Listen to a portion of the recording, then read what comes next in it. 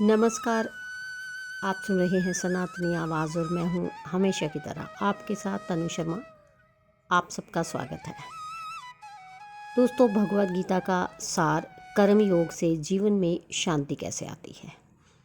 आज हम बात करेंगे भगवद गीता के उस अनमोल संदेश की जिसने युगों से मानवता को मार्ग दिखाया है। वह है कर्म योग का सिद्धांत।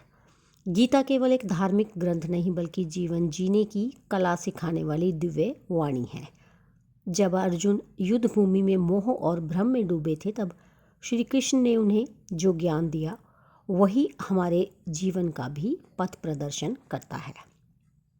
गीता का सार एक ही वाक्य में है, कर्मण्येवाधिकारस्ते मा फलेषु कदाचन। हे अर्जुन, तेरा अधिकार केवल कर्म करने में है, उसके फल में नहीं। इसका अर्थ है हम अपने कर्म के स्वामी हैं पर उसके परिणाम के नहीं। जब हम अपने कार्य को निष्काम भाव से बिना लोभ और बिना अहंकार के करते हैं तो मन शुद्ध होता है और वहीं से शांति की शुरुआत होती है।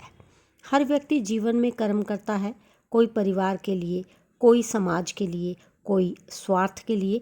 पर जब कर्म में मैं और मेरा का भाव आता है तो परिणामों की चिंता बढ़ती है। इसी चिंता से उत्पन्न होती है अशांति, भय और असंतोष। पर जब हम कहते हैं ये कर्म ईश्वर को अर्पण है, मैं केवल माध्यम हूँ, तो मन हल्का हो जाता है। फल की अपेक्षा नहीं रहती और मन स्थिर हो जाता है। यही है कर्म योग। कर्म करते हुए भी भीतर से शांति में रहना। श्री कृष्ण ने कहा, योगस्था कुरु कर्माणि संगम त्यक्त्वा धनंजय। हे अर्जुन, योग में स्थित होकर कर्म कर आसक्ति को त्याग दे। योग का अर्थ केवल ध्यान या आसन नहीं बल्कि अंदर की समता है। सफलता और असफलता में एक समान रहना। जब व्यक्ति का मन समत्व में स्थित हो जाता है तो परिस्थितियां कैसी भी हों वह विचलित नहीं होता।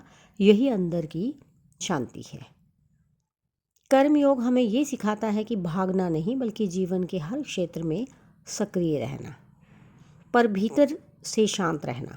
कर्मयोगी व्यक्ति जानता है कि हर कर्म उसका धर्म है और हर परिणाम भगवान की इच्छा है। जब ये दृष्टि आती है तो अहंकार मिट जाता है और उसका स्थान लेता है श्रद्धा और समर्पण। तभी जीवन में आती है संतुलन, संतोष और शांति। तो दोस्तों, इस प्रकार गीता हमें सिखाती है, कर्म से भागो मत, कर्म में लगो, पर उसे आसक्ति से नहीं भक्ति से करो।